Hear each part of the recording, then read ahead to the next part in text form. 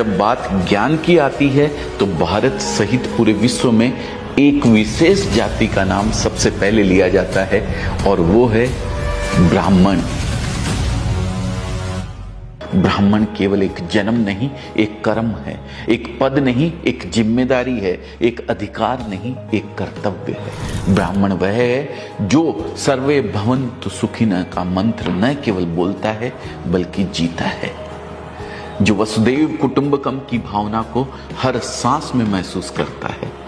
और अंत में ब्राह्मण वह है जो जानता है कि असली ज्ञान विनम्रता में छिपा है, असली शक्ति करुणा में निहित है और असली महानता सेवा में निहित है। दोस्तों, मैं खुद जैन धर्म से हूं और मुझे नहीं पता कि ब्राह्मणों के साथ आपका अनुभव कैसा रहा है, लेकिन अजमेरा फैशन में बहुत से ब्राह्मण काम करते हैं और मैंने उनमें 3 चीजें कॉमन पाई है: ज्ञान, विनम्रता और मृदु भाषा।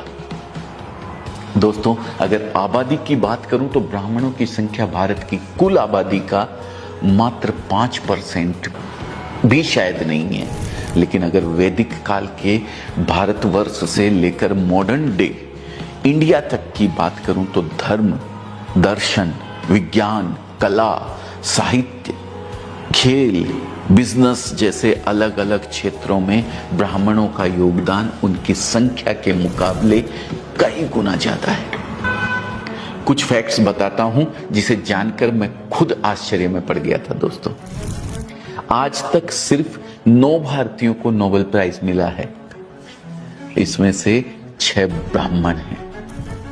अब तक 48 व्यक्तियों को भारत रत्न से नवाजा गया है, जिसमें से 23 ब्राह्मण हैं।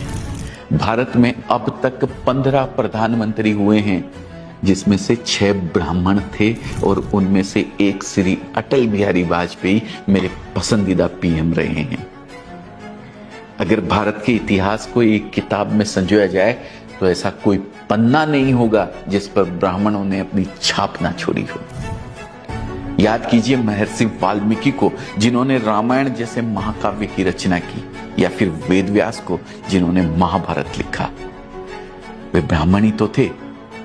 और वो मनोज कुमार का गाना तो आपने सुना ही होगा, जब जीरो दिया मेरे भारत ने, जब जीरो दिया मेरे भारत ने, भारत ने मेरे भारत ने। वो जीरो देने वाला कौन था? आर्यभट्ट, एक ब्राह्मण। और आर्यभट्ट की लिगेसी को आगे बढ़ाने वाले भारत के सबसे महान गणितज्ञ श्रीनिवास रामानुजन कौन थे? एक ब्राह्मण। आयुर्वेद के जनक सुश्रुत कौन थे? एक ब्राह्मण। आज योग पूरे विश्व में विख्यात है। योग सूत्र लिखने वाले महर्षि पतंजलि कौन थे? एक ब्राह्मण। अपनी जटा में प्रतिज्ञा की गांठ बांधकर अखंड भारत की नींव रखने वाले चाणक्य कौन थे? एक ब्राह्मण, जिनके बताए अर्थशास्त्र और चाणक्य नीति का आज भी कोई जवाब नहीं है। हमें यह नहीं भूलना चाहिए कि जब मुगलों ने हमारे ग्रंथों को जलाने की ठानी, हमारे मंदिरों को मिट्टी में मिलाने का प्रयास किया, तब ब्राह्मणों ने विद्या और धर्म की लौ को बुझने नहीं दिया। अपने प्राणों की आहुति देकर भी उन्होंने हिंदू धर्म की जड़ें हिलने नहीं दी। उनके तप, त्याग और संकल्प ने धर्म की रक्षा की और भारत की सनातन संस्कृति को अमरत्व प्रदान किया। पेशवा राजवंश के बाजीराव ने 41 युद्ध लड़े और सभी में विजय प्राप्त की। मुगल साम्राज्य की चूल्हे हिलाने वाले पेशवा एक ब्राह्मण ही थे। 1857 में भी अंग्रेजों के खिलाफ युद्ध का बिगुल ब्राह्मणों ने ही बजाया था। मंगल पांडे, नाना साहब, रानी लक्ष्मीबाई, तात्या टोपे जैसे ब्राह्मणों का बलिदान इतिहास में आज भी अमर है। दोस्तों, भारत के स्वतंत्रता आंदोलन में क्रांतिकारी के रूप में बाल गंगाधर तिलक, चंद्रशेखर आजाद, राम प्रसाद बिस्मिल, राजगुरु, वीर सावरकर, सुखदेव और बटुकेश्वर दत्त जैसे ब्राह्मणों ने अपनी बुद्धि और बल से अंग्रेजों की नींद उड़ा कर रख दी थी। यहां तक कि महात्मा गांधी के गुरु गोपाल कृष्ण गोखले भी एक ब्राह्मण थे। दोस्तों, वास्तव में आज हम जिस महान भारतवर्ष पर गर्व करते हैं, उसे गौरवान्वित करने में बहुत बड़ा योगदान ब्राह्मणों का है। आज कुछ राजनीतिक कारणों से और कुछ ब्राह्मणों द्वारा किए गए भेदभाव के कारण बहुत से लोग पूरी ब्राह्मण जाति को ही कटघरे में खड़ा करने लगते हैं। लेकिन शायद उन्हें ये नहीं भूलना चाहिए कि बचपन से वे जिन पंचतंत्र की कहानियों को सुनकर बड़े हुए हैं, उनसे नैतिक शिक्षा ग्रहण की है, उसे लिखने वाले विष्णु शर्मा एक ब्राह्मण थे। उन्हें यह नहीं भूलना चाहिए कि जिस तेनालीराम और बीरबल की चतुराई ने सैकड़ों बार उनके चेहरे पर मुस्कान बिखेरी है, वो दोनों बुद्धिमान व्यक्ति ब्राह्मण ही थे। और अगर हम समय में आगे बढ़कर आज की बात करें तो भारत में दो चीजें सबसे अधिक पॉपुलर है, क्रिकेट और फिल्म। यहां भी ब्राह्मणों का योगदान आपको हैरत में डाल देगा। क्रिकेट का भगवान कहे जाने वाले सचिन तेंदुलकर एक ब्राह्मण हैं। फेब 4 के नाम से मशहूर सचिन, राहुल, सौरभ और लक्ष्मण, ये चारों ही ब्राह्मण हैं। भारत के महान गेंदबाज अनिल कुंबले, आर अश्विन, श्रीनाथ ब्राह्मण हैं। मौजूदा कप्तान रोहित शर्मा, हार्दिक पांड्या, ऋषभ पंत ब्राह्मण हैं। क्रिकेट से हट के अगर शतरंज की बात करें तो इसे भारत में प्रसिद्ध करने वाले विश्वनाथन आनंद एक ब्राह्मण है। अब मनोरंजन की दुनिया में भी देख लीजिए, भारत की सबसे महान गायिका लता मंगेशकर ब्राह्मण, करोड़ों भारतीयों के फेवरेट सिंगर किशोर कुमार ब्राह्मण, अजय देवगन, पंकज त्रिपाठी, मनोज वाजपेयी, दीपिका पादुकोण, आलिया भट्ट, ये सभी ब्राह्मण। और हाँ, इन सबसे बढ़कर the father of Indian cinema Dada Saheb Phalke, वो भी एक ब्राह्मण ही थे। आश्चर्य होता है कि सिर्फ 5% से भी कम होने के बावजूद ब्राह्मणों का हर क्षेत्र में योगदान इतना बड़ा कैसे है। बिजनेस की बात करें तो दुनिया की दो सबसे बड़ी कंपनियां माइक्रोसॉफ्ट और गूगल को चलाने वाले सत्य नडेला और सुंदर पिचाई ब्राह्मण हैं दोस्तों। इन्फोसिस फाउंडर नारायण मूर्ति और पेटीएम फाउंडर विजय शेखर शर्मा ब्राह्मण है दोस्तों। अपनी बात करूं तो अजमेरा फैशन से जुड़ने वाले बहुत से व्यापारी, खासकर यूपी और बिहार से बहुत सारे व्यापारी ब्राह्मण हैं।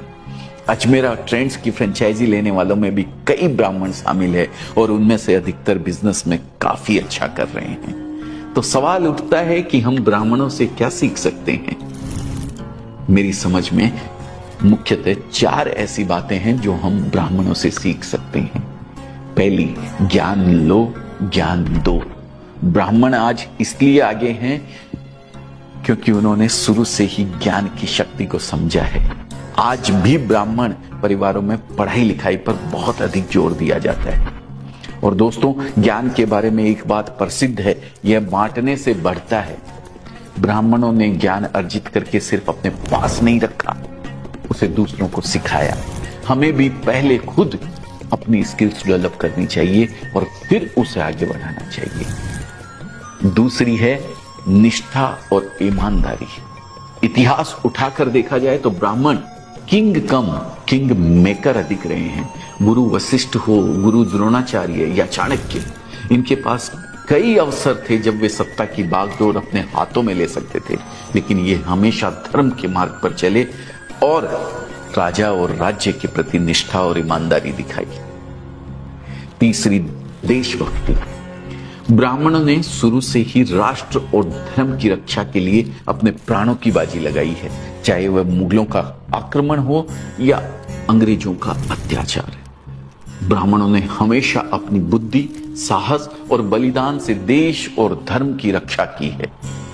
बाजीराव पेशवा से लेकर कैप्टन मनोज पांडे तक ब्राह्मणों ने देश के प्रति सर्वोच्च आहुति दी है।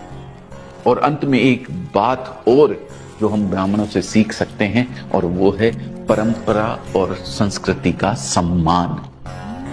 आज जिस सभ्यता और संस्कृति पर भारतवासी गर्व करते हैं, आदिकाल से उसे संजोने, संवारने और जीवित रखने में ब्राह्मणों का बहुत बड़ा योगदान है दोस्तों। हमें भी अपनी संस्कृति और परंपराओं का सम्मान करना चाहिए और उन्हें जीवित रखने का प्रयास करना चाहिए। दोस्तों, अंत में मैं इतना ही कहना चाहूंगा कि ब्राह्मण एक जाति नहीं बल्कि एक विचारधारा है। वह विचारधारा जो ज्ञान, सेवा और समर्पण की मिसाल है। एक ऐसा समुदाय जिसने न केवल भारत को दिशा दी बल्कि विश्व को भी ज्ञान के प्रकाश से आलोकित किया है।